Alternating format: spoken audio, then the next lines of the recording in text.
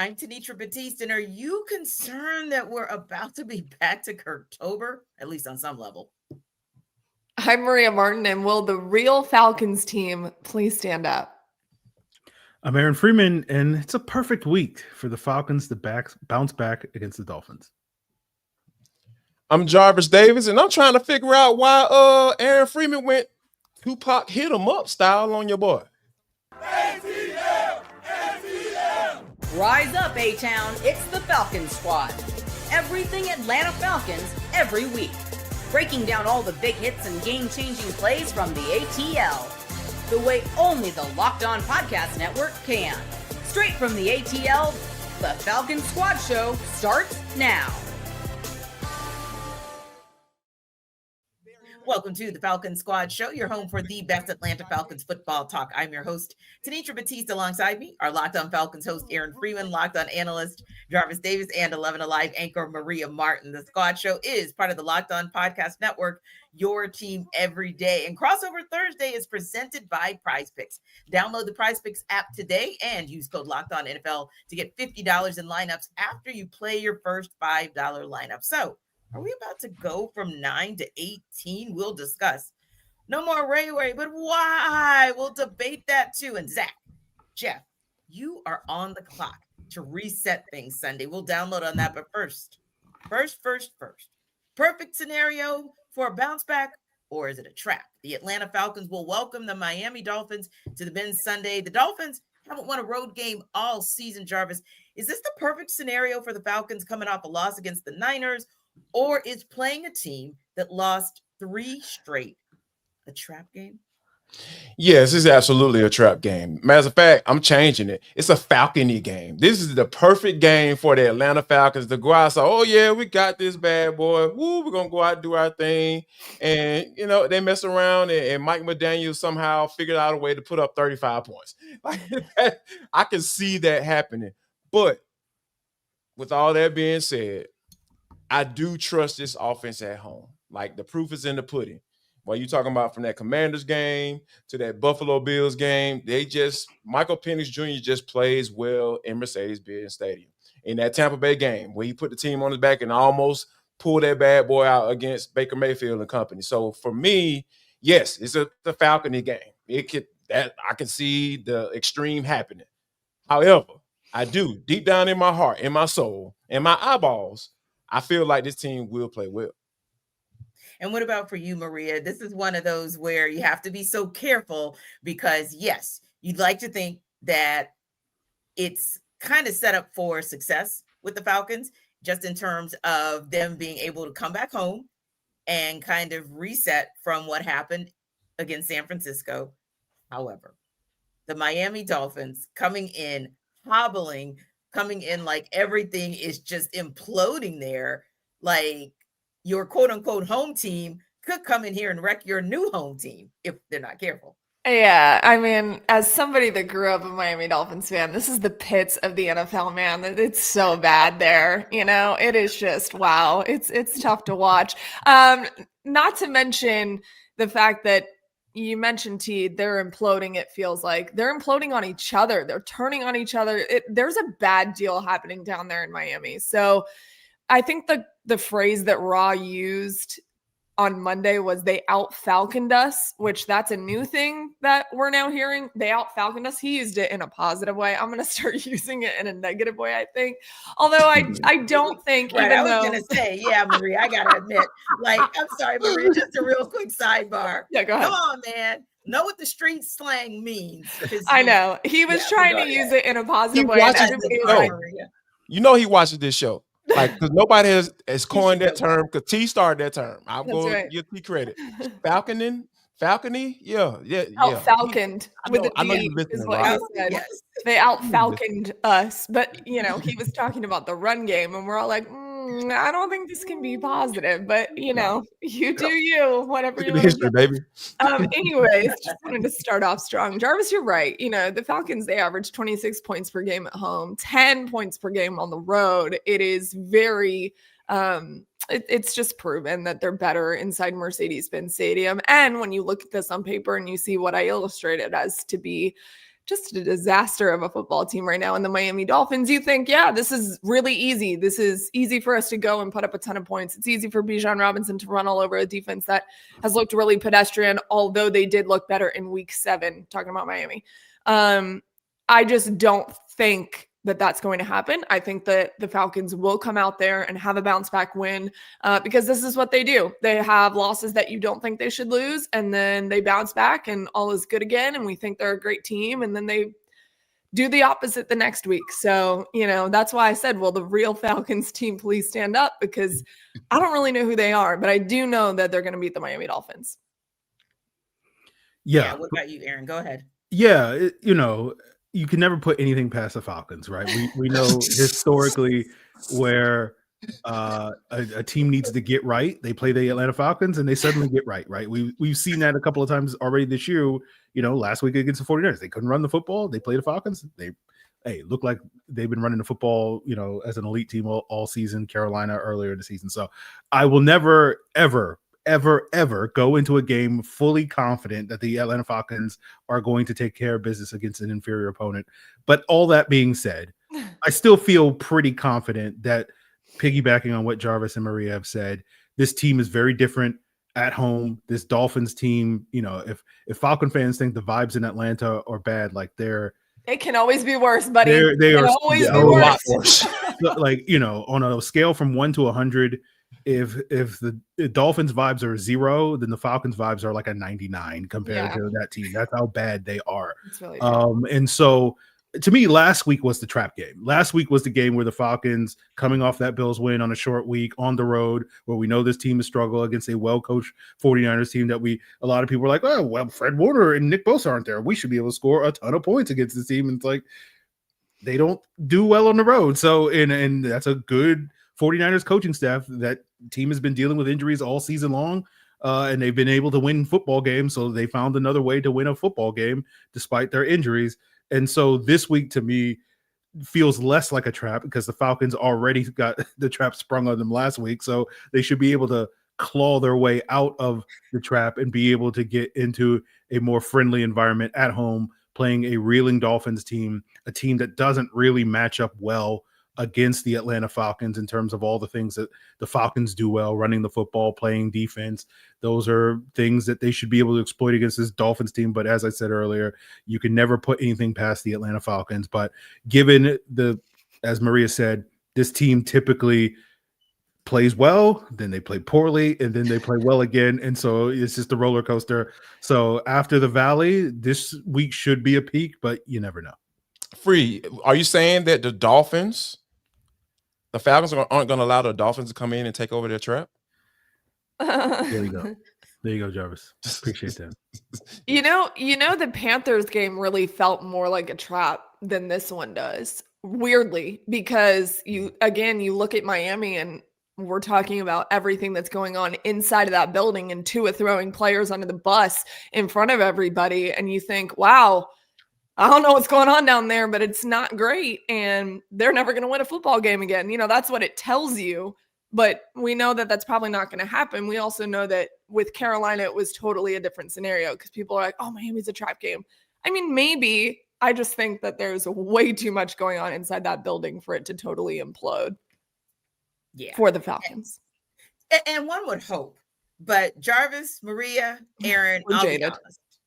Yes. Like what I'm hearing in your voices is not a 100%. Not that anything is guaranteed, but you know what I mean when I say free guarantee. When it comes to the Falcons, no, I will never free guarantee during the regular season. Maria. Come on, Aaron, be fun. Come on, never. Not during the regular season. Off season, free guarantee. Off season, I'll free guarantee all day. But in the regular season, no, I will never put my integrity on the line for the Atlanta Falcons in a regular season game. Hell no. Aaron, give us one free guarantee. Give us free. Oh, okay, I'll give you this free guarantee. They will try to run the football to Bijan Robinson early in the game. They will try to establish the run. Beyond that, I am not guaranteeing. Go out on a limb. Beyond that. Wow. Water is wet, air is invisible. Bijan established the run. That's all I got. Bijan's gonna run the football. Great job. Yay. Yeah. But real talk. Excellent analysis, my friend.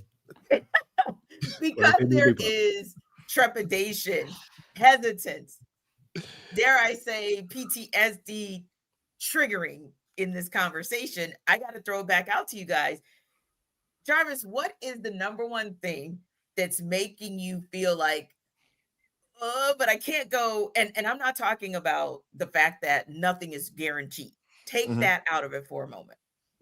What is giving you the most pause or trepidation for being like, standing on business about a bounce back? The waves of guys that are missing on defense. Jalen Walker not being there. You talk about a guy that looked really well, he played really well against the run. And what have teams have been doing this past? Not saying that it would have made a big of a difference, because they would just run the ball up the gut, and the Falcons just couldn't have an answer for it. But, and then you got Billy Bowman, who's an excellent guy when it comes to playing against the run, a guy you can keep in there on certain formations and certain looks that you wouldn't necessarily keep a guy like D'Offer in. So I think that those two guys being down and James Pierce Jr. kind of disappearing a little bit, those are the things that I get excited, that I kind of get a little skeptical about. That's why I have pause, because I know that Miami has some tools. It's just not working right now. Yeah. And I think that if you continue to have these young pups who you are relying on to be productive, that's what Aaron talked about this coming into the season. I don't like to rely on rookies. I get it, because there are lows, right? There are ups and downs. Like, the guy's going to disappear for games, because that's just how the NFL works, because people watch film and they understand, okay, what are your tendencies? All right, now, okay, you were jumping this particular route. Oh, so here we go. We're going to go with this. If you try to run this little option route on 4th and 1, hey, we're going to break on this bad boy. So that's just how the league works. So that's why I have a pause. It's this defense, because I feel like this defense has been playing well enough for the offense to kind of figure things out. And when coming into the season, we thought it was going to be the exact opposite. So now that you got guys being banged up on the defense side of the football, then Divine Deablo, I know we're going to talk about that a little bit later, but that scares me. So, yeah, that's why I have a lot of pause, along with all the Falcon history of just falconing back in the day. But this is from a current standpoint, this is why I have a little pause, because this defense isn't quite what it looked like early on in the season. Yeah. So what about you, Maria? That trepidation, that pregnant pause, that not 100% stamp of, this is going to be a get-back game. I think it's just because they're incredibly inconsistent. I mean, it's a roller coaster that we can't get off of. It's severe inconsistency on both sides of the ball. Jarvis pointed out a bunch of things on the defense. The offense is the same way. And I think a lot of the inconsistencies on offense come with a young quarterback. We have talked about, Mike's not young, whatever. He is. And he's going to figure some stuff out. And it's going to be a bumpy ride. And I think we've said that a lot on this show. You saw a really terrible game against the Panthers. Now, you hope that it's not as bad as it was at that point. You hope that, you see a little bit more, and you have, to his credit, but he's still making decisions, i.e. the 10-second runoff decision right before the half. Those are just young mistakes that just can't continue to happen. And so I just think that this team is just vastly inconsistent on both sides of the ball. And what's concerning about that is you're not seeing a whole lot to give you any hope that the inconsistencies are kind of going to go away. And then to Jarvis's point, when I saw the Divine Deablo injury, I thought, I don't think people realize how important he is to this defense. And especially when Jeff Ulbrich said it's going to be a replacement by committee, I started to get a bit worried. That means that this is somebody, obviously, that is incredibly important to their scheme and to their game plan. And now you're going to have multiple guys step up for a player who has just been phenomenal in what Jeff Ulbrich has wanted to implement on the defensive side of the ball. So, there's a couple different things. I think a lot of it is the youth is finally showing itself a little bit. Kind of what Jarvis was saying as well. When you talk about James Pierce Jr., this is a rookie. Some of these younger guys are having young guy moments. That's okay for me. I just would like to see a little bit more consistency on both sides of the ball, one way or the other. Yeah, but Maria, it can't be understated. what you said about youth, particularly about Michael Penix Jr. I was having a conversation a couple nights ago, and I said, I think that we all kind of got caught up in the whole maturation of Michael Penix Jr. because he played so long in college and he's not your average rookie because of all that experience. But sometimes it shows that it doesn't matter how much of that quote unquote experience you had in the college game. This is the pros. And so if you think that maybe being repetitive in the things that carried you to success in all of those years in college are automatically going to translate, not so much. And then also you see how sometimes when you make that assumption of, oh, not only does he have all of those games in college, but he had those 3 games last year. Yeah, but Maria, that was 3 games of 2 things. Number one, not a lot of film on him for defensive coordinators to be able to scheme for.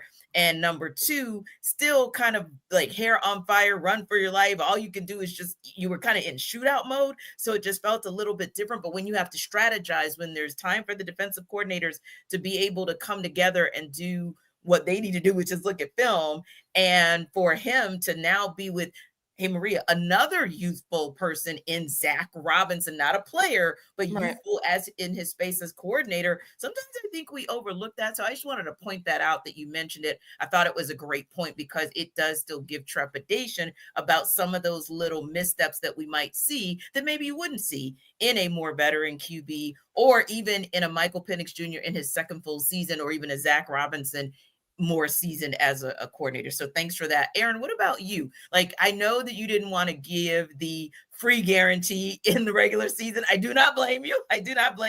But what's the number one thing that never going to get a free guarantee in the regular season? Never. I've made that. Look, quick story. I made that mistake 20 years ago when the Falcons were playing the Green Bay Packers in 2005, and they had this like 5th string running back named Sam Congato that was going to step in and play. And it's like, oh, the Packers are like 1-5. They got this practice squad guy. Like, this would be light work for the Falcons. And Sam Congato had like 7,000 yards and 7 touchdowns in that game and single-handedly beat the Atlanta Falcons. And I was like, never again. So the thing with the Dolphins, even though the vibes are bad, they are still a professional football team. They still have good football players, right? It's why the vibes are so bad, because they are vastly underperforming what their talent is. And they have players that can challenge the Falcons. Now, we'll talk about Michael Penix's injury in a second, but part of that trepidation I have is, are you going to get the typical Michael Penix at home if he plays hurt this Sunday? That's a factor. The offensive line did not play well against San Francisco.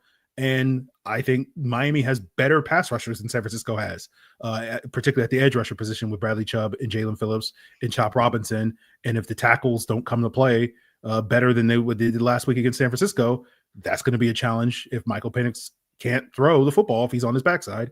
And then you lose Divine Deablo, as Jarvis and Maria pointed out. You lose a big part of the speed that you have. And guess what the Dolphins have in abundance? They don't have Tyreek Hill, but they still got Jalen Waddle. They still got Devon Achane. And so if the Falcons can't stop those elements in this Dolphins team, it's potentially going to be another tough day, another tough Sunday for the Atlanta Falcons. So that's the thing that gives me pause. Again, I want to be optimistic that they'll be able to take care of business, but I can't be confident that the Atlanta Falcons will definitely do the thing that we need to do them, because we've seen throughout the season, as Maria has pointed out and Jarvis has pointed out, that there are plenty of Sundays where they don't take care of business and do the job and play up to their ability. And so this potentially could be another one of those Sundays. Yeah, and maybe your pause is because there might be a possibility that there is a little bit, but for good reason, shake up under center. We'll take that under further review. This episode of our Falcons Squad Show is brought to you by Prize Picks. Every day we make decisions, but on Prize Picks, being right can actually get you paid. Don't miss the excitement of this football season with Prize Picks, where it is good to be right. Playing Prize Picks is such a fun, simple way to add more excitement to football. You just pick more or less on player projections like Josh Allen's passing yards or Saquon Barkley rushing for a touchdown, and you're in the game. I love how quick it is. You can make your lineup in under a minute, and you can add stacks because Prize Picks is just added stacks. So If you want to ride with a player, maybe select their pass yards, rush yards, touchdowns, all in one lineup, you can do it. And also, it's fun to follow other players in the app and copy their lineups with one easy click. And the new injury reboot feature, wow, pretty cool, because if your player leaves early and doesn't return, it won't count against you. So download the Prize Picks app today and use code LOCKEDONNFL to get $50 in lineups after you play your first $5 lineup. That's code LOCKEDONNFL for $50 in lineups after your first $5 lineup. Prize Picks, it's good to be right.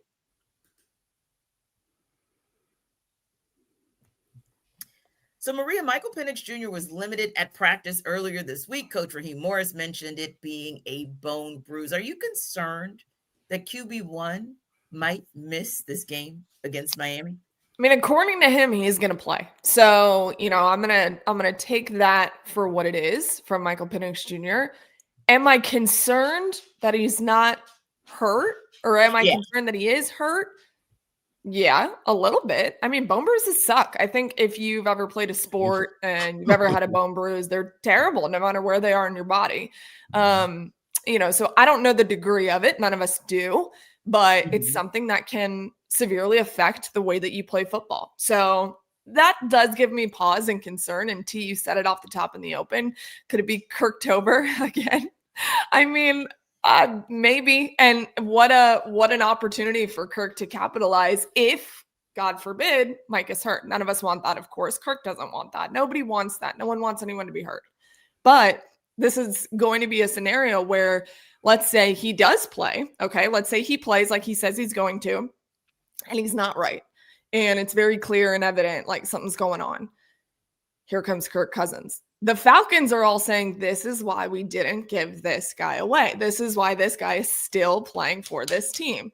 So, I hope that doesn't happen. I hope that Mike will be fine, but this is something you got to pay attention to because you don't want it to turn into something bigger, especially at this point in the season or even later on. I know it feels bad right now. This is a 3-3 football team, but there's still a lot of things in front of the Falcons. It also feels worse that Tampa Bay is as good as they are and Baker is playing as well as he is. I think that hurts even more for Falcons fans, although yes, they did lose in their most recent game. But I will say that, I'm a little concerned because bone bruises are no joke. And when you're a quarterback and you got to deal with something like that, it stinks. And Mike knows he has been injured a ton throughout his career. So he's as tough as they come. He's going to go out there and try to play. But I'm not totally convinced that he's not 100%.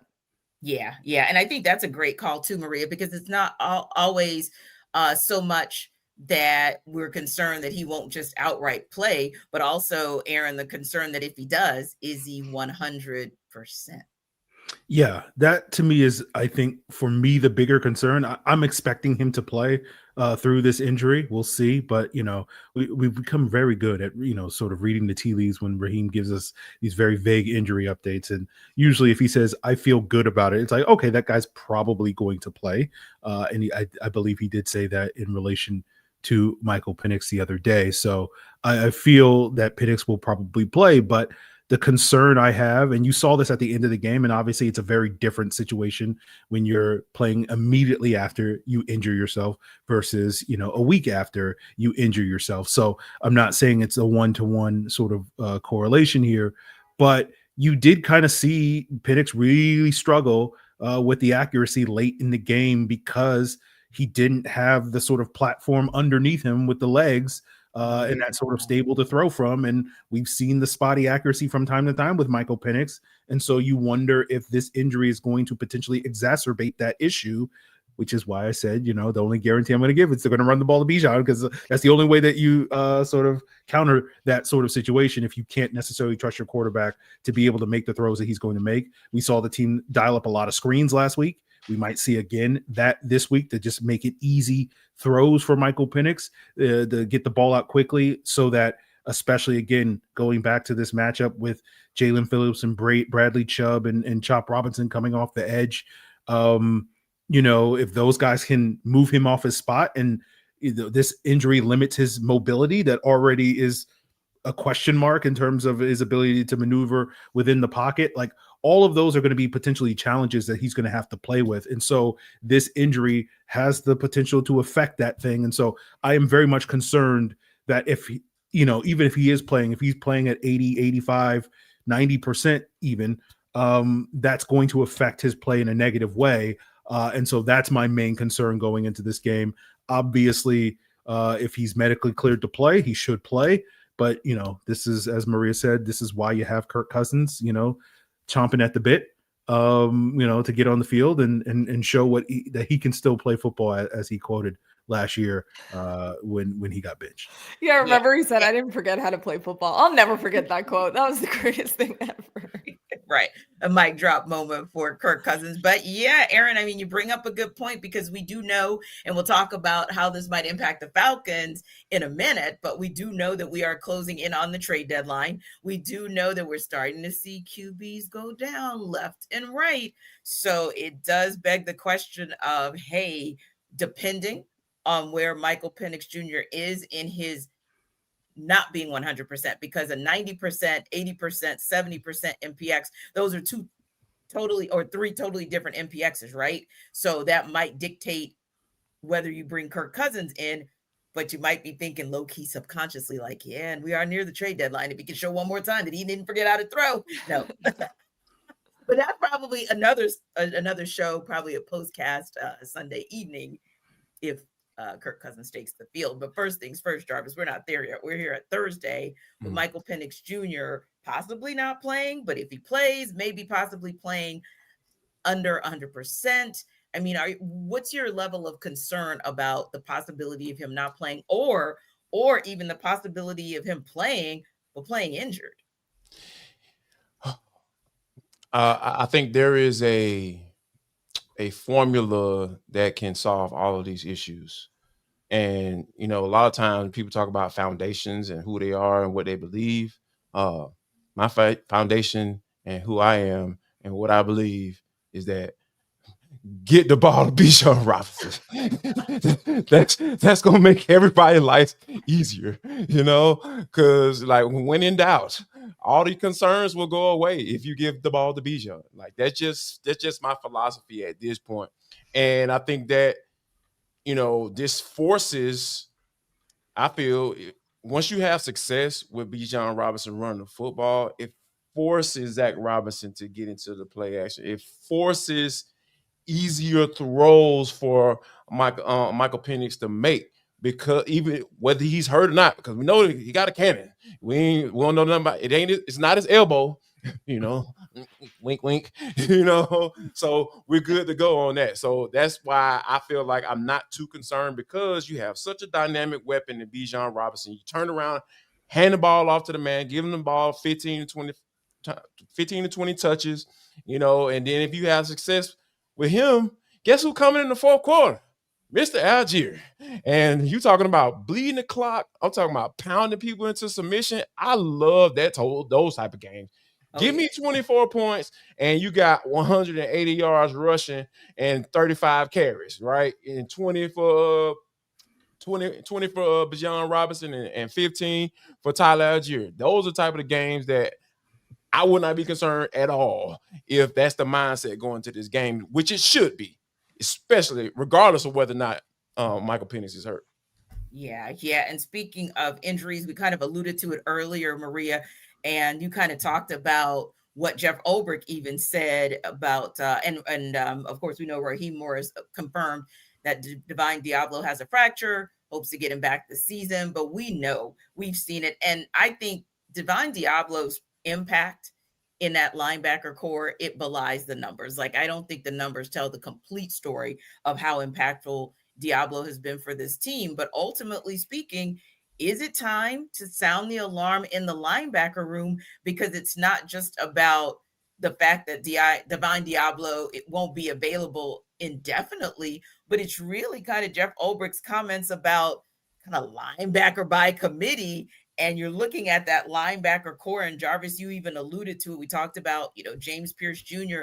and, him kind of disappearing a little bit. We didn't talk about it yet today, but Jalen Walker and him, being inactive. So, I mean, Maria, it's almost like slowly but surely that linebacker core, that linebacker room is taking some serious L's that you got to be concerned about. Yeah, I mean, haven't we said this the last 3 straight years? Yeah. Literally in training camp, everybody always points to inside linebackers and says, "Wow, what a phenomenal group the Falcons have put together." We're always super fired up about those guys, and then at some point in the season, they're either getting hurt or falling off or whatever the case may be. So whoever has a curse over the inside linebacker group for the Falcons, can you please just remove it? That would be great.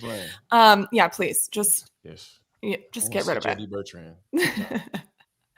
I think the putting players by committee in place of Divine Deablo is more of a testament to Divine, less of a scrutiny against the players that they have on this roster.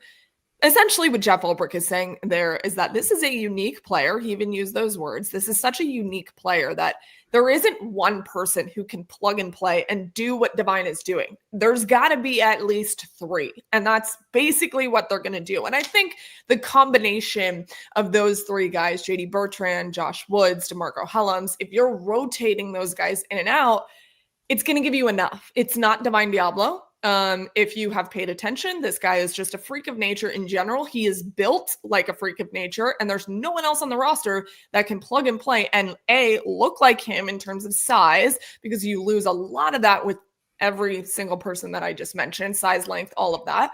So I think there is a very, very good point that you made, Tanisha, when you're talking about the numbers don't tell the full story. I've said that about Caden Ellis for years. It's the same thing with Divine Deablo. You look at a stat sheet. It's why coaches say stats are for losers, because there's so many positions on the football field that just aren't going to get the credit that they deserve unless you're going back watching film and looking at it from that perspective. If you're looking at it from a stat sheet, you're like, Divine, who? Like, not necessarily, but you know what I mean? It's not really a testament to the impact that he's had on this defense and in a short amount of time. So am I concerned? Am I sounding the alarm? Not entirely, just because I think a rotation of those guys can do enough. And I've got enough faith in Jeff Ulbrich at this point, guys, that they're going to figure it out at that position. Could this have been last year? You guys can name his name. I'm going to leave it out of it. Could this have been last year? I would be a little bit more concerned, but I do have a lot of faith in Jeff Ulbrich that he will figure it out. Go ahead, Jarvis. What are you talking about? No, you got it. It's your guy. Who are you talking about? I'm trying to figure out who you're talking about. It's your guy that Josh you Woods? completely renamed, by the way. Talking about Josh Woods? No. Who are you talking about, Maria? Sips tea. Moving on. Aaron. I didn't rename him. I know we got to go to break. I'm playing around too much. Sorry. Yeah, exactly. Can Freeway in real quick on Divine Deablo, and Jarvis, you wrap us up since you're so eager to wrap us up. But yeah, we got to get to break.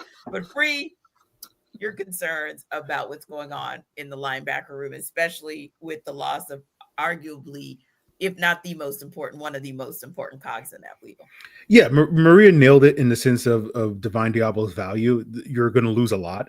Now, I think where I will, I don't think it's a doom and gloom situation. We've seen the Falcons lose. We sat here when Caleb McGarry went down, like, oh, they can't run the football now, so season's over, I guess. Michael Penix is going to die because Elijah Wilkinson is going to be protecting his blind side. So season's over, guys. Might as well pack it up. Let's go. And that didn't happen. And so I feel like, JD Bertrand played decently under James Lake, that name that no one wants to use. And like, how many people can you say played decently under James Lake? So I feel like with Jeff Ulbrich calling the things, we'll see better play from JD Bertrand. So like, I feel like it'll be fine. It'll be Elijah Wilkinson type situation. You just kind of have to hold down the fort for a month or however long Divine Deablo is out of the equation. Yes, it's a significant blow. Do I feel like the Falcons are doomed and we need to sound the alarm and we need to go up and call, 48-year-old Eric Kendricks to come in and save our season who's out there? No, I don't think we need to do any of that. But, it is a significant blow. Caden Ellis is like, man, every time, I have to go back to being, I have to cover all the bases and play the perfect linebacker. So I feel bad for Caden Ellis more so than I feel bad for the Falcons defense, because it's just like, we were, getting the Caden Ellis that we have been promised, where it's like, hey, you don't have to do any coverage stuff. Caden, just rush the quarterback because Divine's got it. And now it's like, well, you got to go back and do the coverage stuff. And good luck doing it this week against Devon A-Chain and all that stuff. At least Darren Waller's not going to be in the game. So, we'll see how that goes. But I just feel more bad for Caden Ellis at this point than the Falcons defense. Yeah, I think that I have to echo what Free is saying. That is the biggest disappointment of all of this, right? Because like you finally see Caden Ellis being used how he's supposed to, right? Coming downhill, first and second down, and man, every time somebody goes emotional, they go into that 12 personnel, see him hopping down right over that tight end, man, it just makes my spirit happy. I see Zach Harrison bump down on that guard, which I know is a mismatch. He too long. They can't do nothing with him. So, yeah, just to see that pretty much go away because they're not going to be able to do that going forward, at least for the foreseeable future. So, yeah, I'm not sounding an alarm, but I am disappointed. I'm super disappointed because Divine Deablo is exactly what I like to see in a linebacker. Don't know if Jarvis is as disappointed with the departure of Ray-Ray McCloud, but we'll talk about it next up.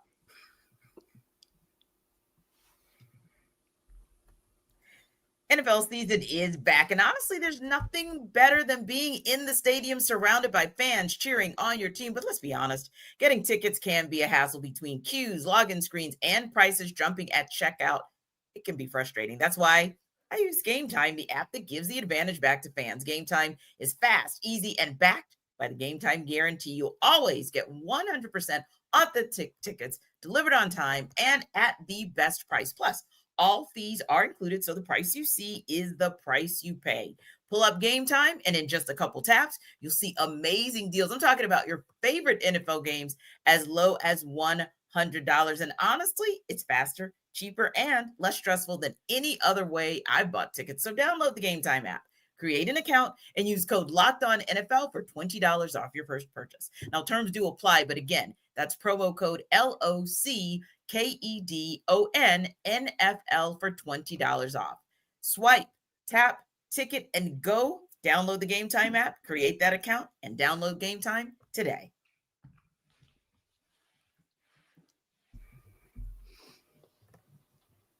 So, Aaron, the Falcons released Ray-Ray McCloud earlier this week. He actually got picked up by the New York Giants today. So there were some other scratches that were kind of lumped in before Ray-Ray's healthy scratch the last couple of weeks. But for you, what do you think is the reason McCloud is actually no longer a Falcon? I have no idea, Tanisha.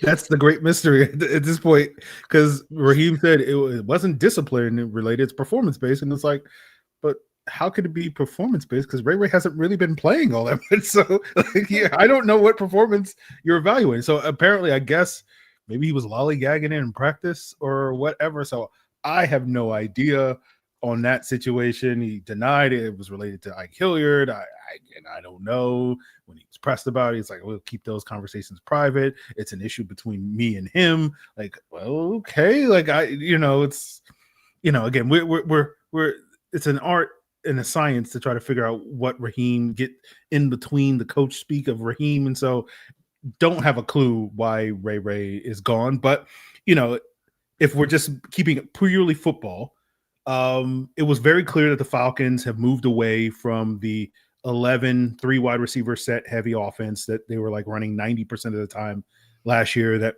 Ray-Ray was a featured weapon. They're down to like almost a 50-50 split between 11 personnel and 12 personnel this season.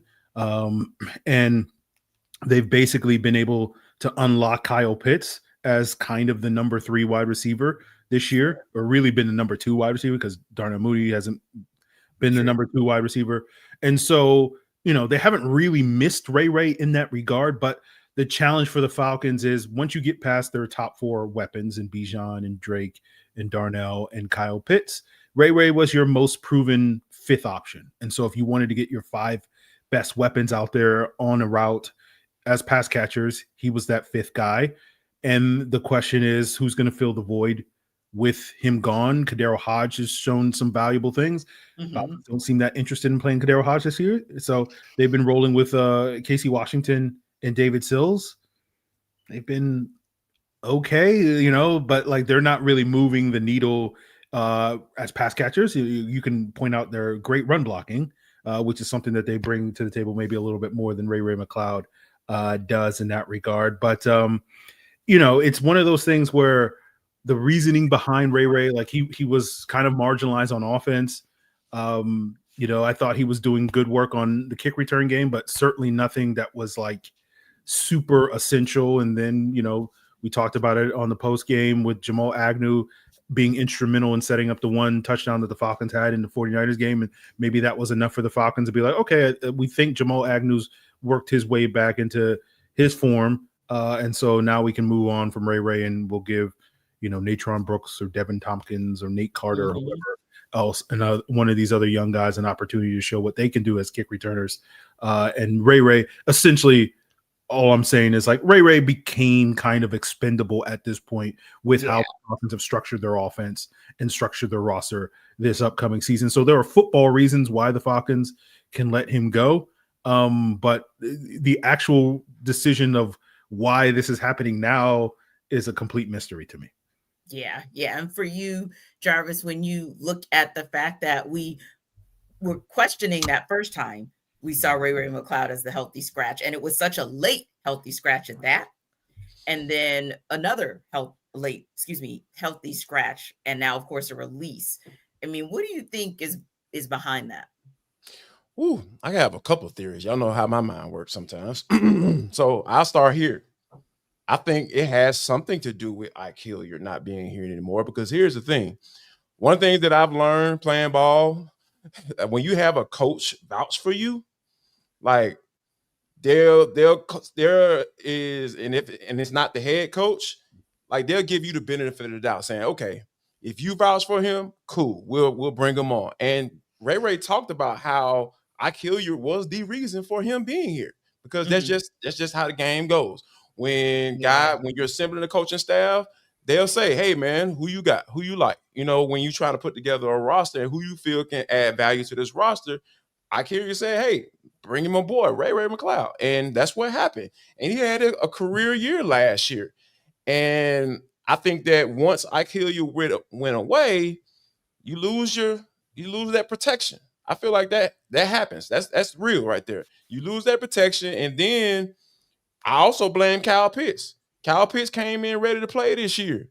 Kyle Pitts forced Zach Robinson to say, hey man, you purposely had me out towards the second half of the year last year because Charlie Warner was doing such an excellent job in that tight end position and blocking, and I kind of got phased out towards the end of the year. But no, I'm ready this year, so I don't want to take, as a play caller, as Zach Robinson, I don't want to take Charlie Warner out of there because I know what he brings to the table from a blocking standpoint. So I'm being forced to put two tight ends on the field.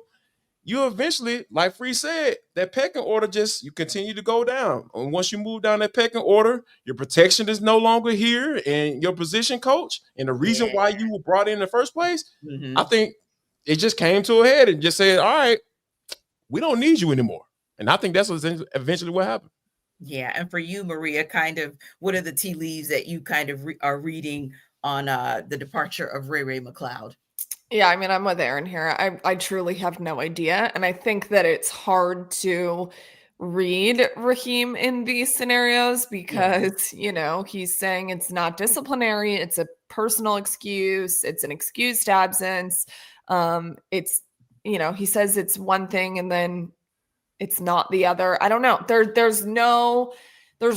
is bizarre. You have Ray-Ray then tweeting out these things that are like a Rubik's Cube, trying to figure it out. Like, what do you mean? And why are you cryptically tweeting and talking about your other teammates too? I don't know. It's just too dramatic for my liking. And there's a lot going on there. And I think there is a lot more to the story. There always is, especially in the NFL. But I do think that I'm starting to get a bit concerned when it comes to the receiving core for the Falcons because you lose Ike Hilliard. Obviously, he was let go earlier in the year. And then now you're down another receiver. And so where does that leave you? Because Drake London has not been who we believe that he is and who we know he is, right? He has not been. We talked about the inconsistency piece. And granted, he's been banged up a little bit, so that has a contributing factor to it. And then I don't think Darnell Mooney is right. I don't think he's 100% healthy. And so you have that going on for you. No. And then, as you guys had mentioned, Kadero Hodge, the shrug emoji, we're not going to play him at receiver. And then Casey Washington, he's fine. I love his spirit. He's like one of my favorite people we talk to in the locker room. He's just a young player, and I just don't think that he gives you some of the elements that they've had at receiver in the past, at least not yet at this point in his career. And so shrug emoji. You're now down another receiver. He has already found a landing spot, which good for him. And I'm glad that, Raheem, obviously it's the NFL and people are going to talk. So I'm glad that Raheem obviously did what he needed to do to get Ray-Ray in another place. Wasn't here. So where does that leave you? Well, as you mentioned, Kyle Pitts has come ready to play. He is a very nice surprise. To which, if you guys were not listening to me all summer, I said Kyle was going to have a good year and everyone thought I was crazy. And look at him go. I am just so happy that he is actually... Huh? Look at you leading the parade. You know what I'm saying? Like patting yourself on the back. I like that. Yeah, it's a Thursday, baby. Let's go. Listen, the reason why I do that is because people gave me so much crap for saying that Kyle was going to be good. And everyone's like, he always does this. He always looks good in training camp. And then the season comes and whatever. That's how they sounded too. That's how I read it. It's how you have to read people who you hate online. That's exactly how they sound. No, I'm serious. Like when people are mean to me and they're like, you're a girl, you don't know anything about football. That's how I read it. I'm like, that's actually how you guys are talking, right? Anyways, anyways, Kyle's having the season I thought he was going to have. And then, a lot of us did, I think. It's just nice to actually see it come together. But yeah, I mean, to go down a rabbit hole and basically my long-winded answer of that with Ray-Ray is I am a little bit concerned about the receiving core, who we believe to have a ton of firepower at the beginning of the season. And we thought that this was one of the stronger groups on the team. Now it's, okay, you have no more wide receiver coach because he got let go at the beginning of the year. And then you now don't have a receiver that has contributed quite a bit for this team. So it's kind of like, I don't know. They're in a very weird place at receiver right now, and even weirder because I think there's a lot more to the Ray-Ray story that we don't know. Yeah, you know what else is weird? The trade deadline rumors that are creeping in on the Atlanta Falcons, and surprisingly, Kirk Cousins isn't necessarily at the top of the list. We'll talk about that when we look ahead. Now that was a tease. This episode of our Falcons Squad Show is brought to you by Mazda. Mazda crafts cars for those who do more than simply move. Mazda delivers confidence with every ride with more IIHS Top Safety Pick Plus awards than anyone else as of August 2025. From footwork to breathwork, athletes sweat all the details. Mazda brings the same intention to how we craft every model. You can feel Japanese craftsmanship in every detail, from the metallic accents to available Napa leather upholstery. You can make everyday drives feel like anything but.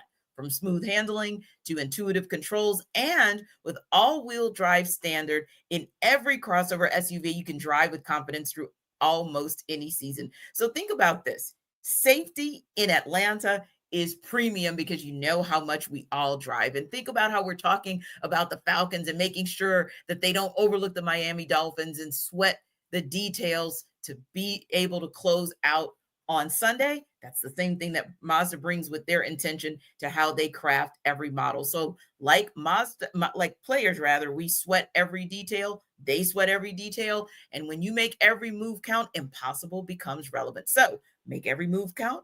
Impossible becomes relevant. Irrelevant, Mazda. You can move and be moved.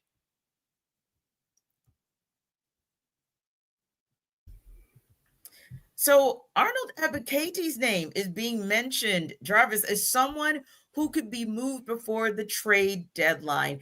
And one of the rumored spots is for him to maybe reconnect with his guy, Grady Jarrett. So interesting that he might end up in the Windy City. But I think more interesting with a guy who literally kind of is showing signs, maybe not as consistently as we would want, but maybe at least a bit more this season.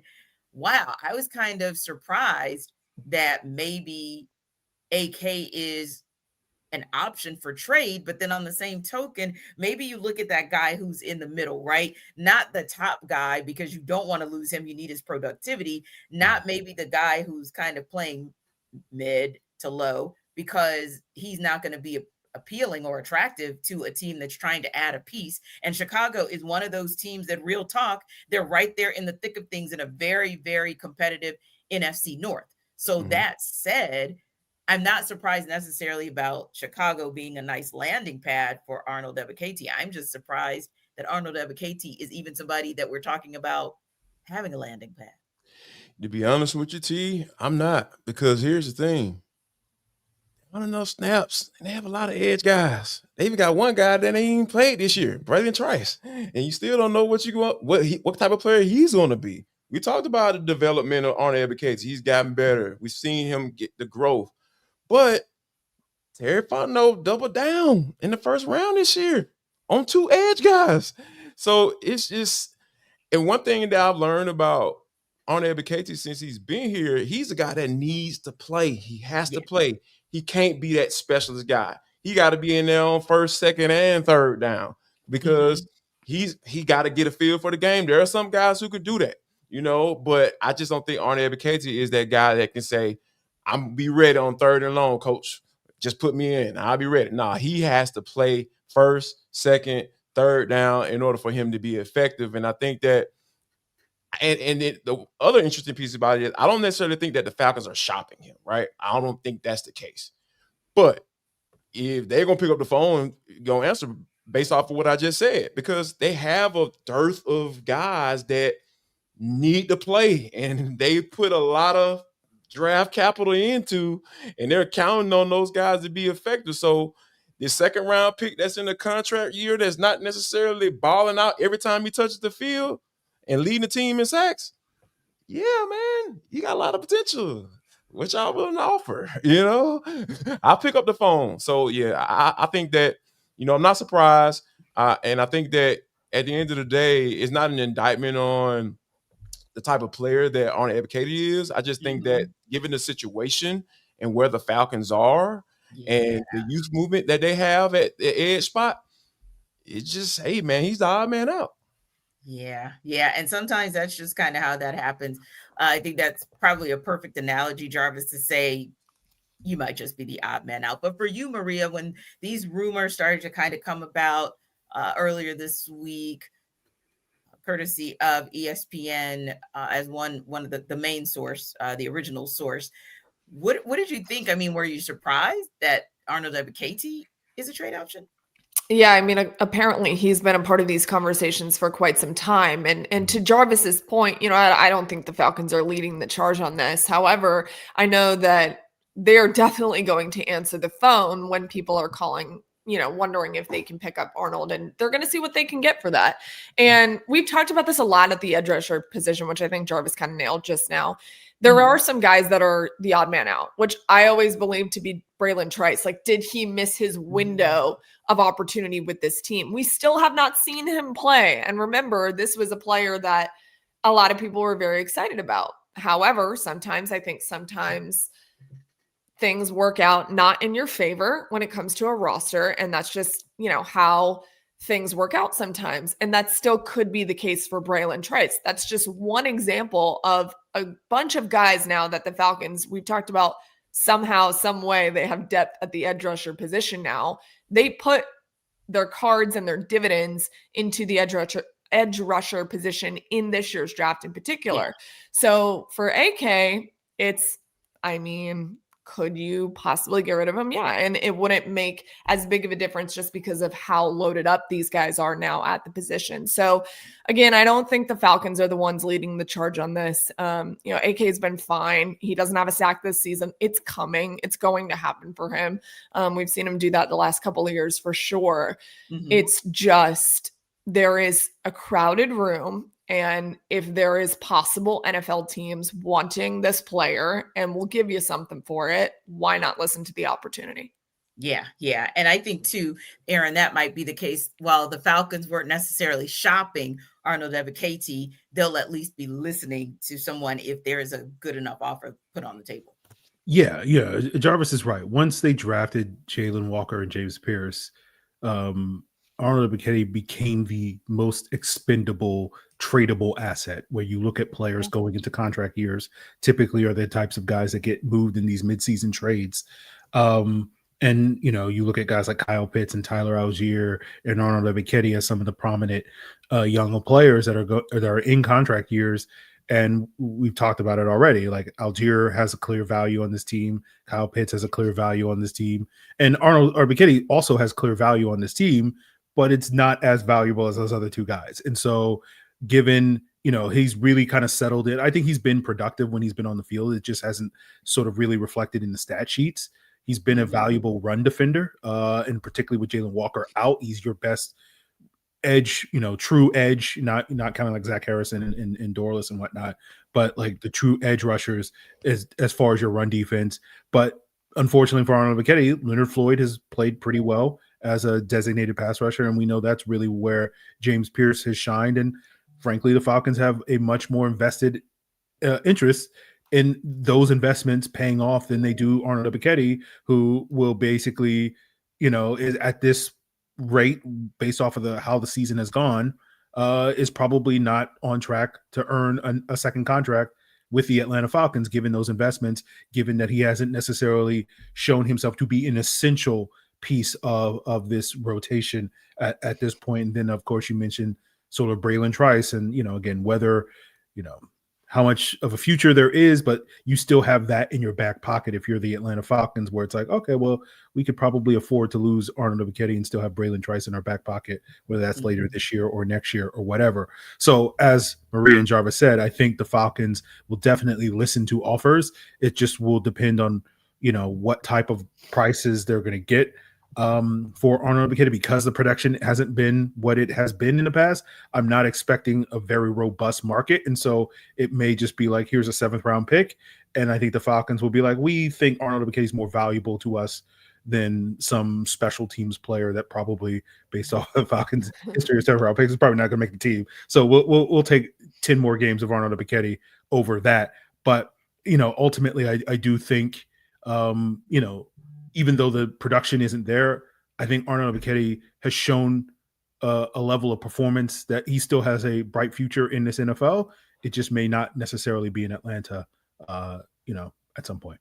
Yeah. And speaking of the future is now for these Falcons to get a win. Jarvis, what does that look like? What does Zach Robinson need to do in order to help ensure, putting that in some quotes, ensure a win from the Falcons this week? What does Jeff Ulbrich need to do on defense to get a win? I think that I'll start with the defense first. Get healthy. get all your weapons on the field. Hey, are you gonna come back, Jalen? I know you got the groin issue. I know that's a very sensitive area. You know what I'm saying? But you need to get that man back on the field at some point. Billy Bowman, come on, man. Hey, man, soft tissue. You don't want to be that guy, So yeah, come on back. I think that getting those guys back into the fold and figuring out a way, like when teams go heavy, he needs a heavy package. I'm talking about Sam Roberts, David Onyemata, and give me Zach Harrison. I need those to be your 3 base defensive linemen right now at this juncture, especially in run situations, because Miami Dolphins, they still use a fullback. Hey, what's that, Mr. Davis? That's a guy that lines up in front of the running back that's normally bigger than the running back, and he blocks for the running back going up into holes. You know what I'm saying? So, yeah, I think that's the main thing for me. When teams go big, have an answer, because he hadn't had an answer yet. And the past 2 games against the Bills, unfortunately, the Bills went away from those heavy packages that they used coming out of the half and just ran the ball down the field and got into the end zone.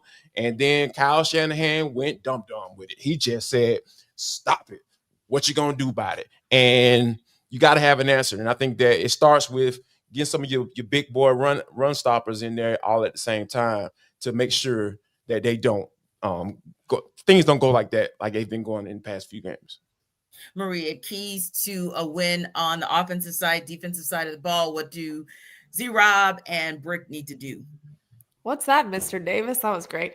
On the offensive side of the ball. No, Maria, sorry. Yeah, no, it's good. I love it.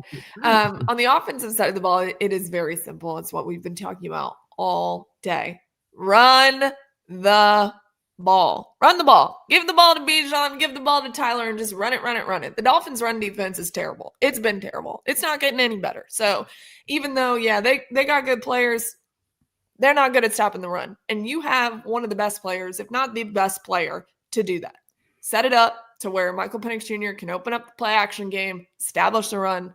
Got to do it, because that has been the calling card. That's what Raheem Morris said. The identity of this team was running the football, and they went totally away from that against the 49ers. They could not run the football as effectively as the 49ers could. So they do need to run the football. On the defensive side, make Tua uncomfortable. He doesn't have the weapons that the Dolphins have had at the beginning of the season. They're down. You mentioned Darren Waller. We obviously know what's happening with Tyreek Hill. Their remaining best pass catcher is Jalen Waddle.